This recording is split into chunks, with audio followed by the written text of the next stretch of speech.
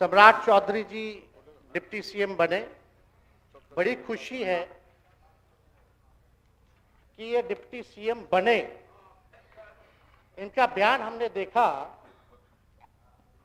कि भाजपा जो है इनकी मां, भाजपा पार्टी जो है मां, लेकिन हम तो कहना चाहते हैं आरजेडी ना आपकी मां हुई ओरिजिनल। तो आप तो पहले हमारे दल में ही थे। अच्छा चलिए ठीक है, चलिए कोई बात नहीं, आप अस्वीकार कीजिए, लेकिन जनता तो इस बात को जानती है।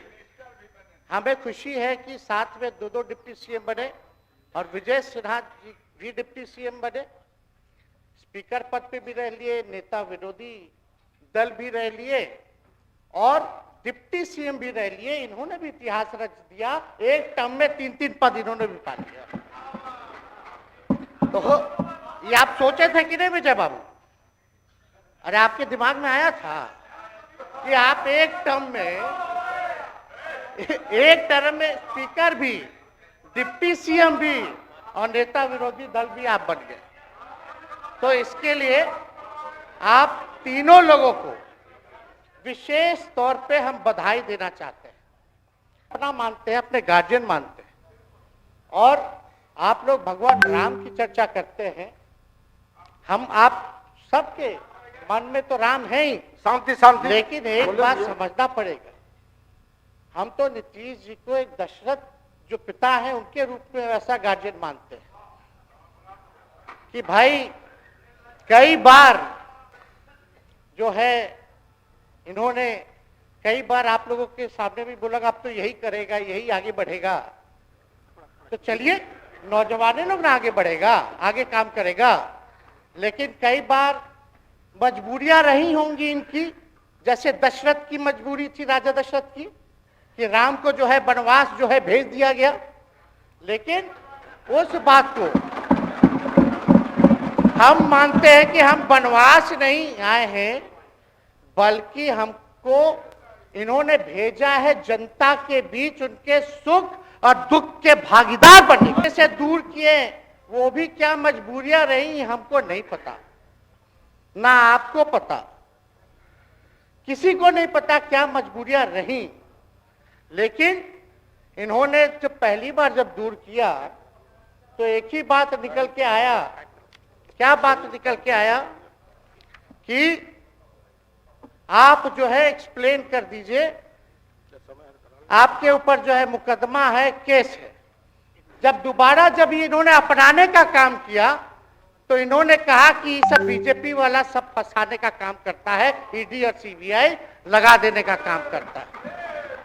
देखिए हम तो आपको इज्जत देते हैं और आगे भी देते रहेंगे, लेकिन ये बात समझना पड़ेगा और बिहार की जनता ये जानना चाहती है कि आखिर ऐसा क्या कारण है कि आप कभी इधर रहते हैं, कभी उधर रहते हैं। ये तो सब लोग जानना चाहता है, सब लोग की इच्छा है। आखिर क्या ऐसा हो गया कि आपको ये निर्णय लेना पड़ा? 2020 का हम लोग चुनाव जीत करके आए, मात्र बेईमानी के बाद 12,000 का डिफरेंस था पूरे महागठबंधन और एनडीए में।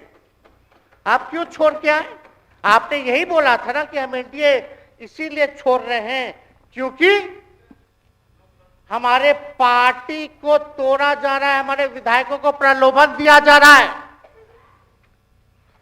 और आपने ये कहा था मर जाएंगे, मिट जाएंगी, तो आप कहते ही रहते हैं, हमेशा लगातार ही कहते रहते हैं। उस पे हम नहीं जाएंगे, लेकिन आपने तो ये कहा था कि भाई हम लोगों का एक ही लक्ष्य है, न प्रधानमंत्री बनना है, न किसी को मुख्यमंत्री बनना है, देश भर के विपक्षों को गोल बंद करके जो तानाशाह है उसको दोबारा नहीं आने देना है। इसीलिए ना आ पाए थे। और आप जब गवर्नर हाउस गए महोदय, मुख्यमंत्री जी, जब आप बाहर आए तो आपने बोला कि आपका मन नहीं लग रहा था।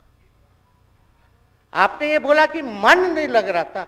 मन नहीं लगेगा तो हम लोग नाचने गाने के लिए थोड़ी है, आपका मन लगाने के लिए। हम तो आपका साथ ना देने के लिए थे कि जो काम आप बोलते थे असंभव है उसको हम लोगों ने मुमकिन करके दिखाने का काम किया। बेटा कहे हैं हम चाहते हैं कि आप लंबी उम्र रहिए और जो सिलसिला आपने चलाया था उसको जरूर आगे चलाइए, उसमें हमारा समर्थन रहेगा। रोजगार बांटिए, नौकरी बांटिए, जो गांधी मैदान से आपने ऐलान किया था।